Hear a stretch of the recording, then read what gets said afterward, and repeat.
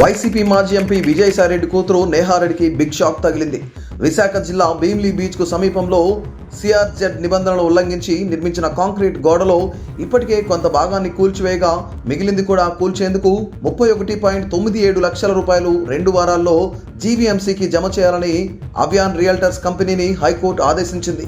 Concrete గోడ నిర్మించి పర్యావరణానికి నష్టం చేసినందుకు 17.46 కోట్ల రూపాయలు చెల్లించాలని కేంద్ర పర్యావరణ అటవీ మంత్రిత్వ శాఖ నేతృత్వంలోని కమిటీ ఇచ్చిన నివేదికపై అభ్యంతరాలు తెలిపేందుకు 2 వారాల సమయం ఇచ్చింది. తదుపరి విచారణను 2 వారాలకు వాయిదా వేసింది. ఈ వ్యాజ్యాలపై ఇటీవల వివరణ జరిపిన ధర్మాసనం ఇప్పటి వరకు గోడ కూల్చివేతకు అయిన ఖర్చు 48.21 లక్షలు జీవీఎంసీకి జమ చేయాలని ఆదేశించింది. ఆ మొత్తం జమ చేసినట్లు విచారణలో నేహారెడ్డి కంపెనీ కోర్టుకు తెలిపింది. అయితే మరో 31.97 లక్షల రూపాయలు చెల్లించాలని జీవీఎంసీ ఇటీవల సమాచారం ఇచ్చింది. ఈ మొత్తం నేహారెడ్డి ఎప్పుడు చెల్లిస్తుందో చూడాలి.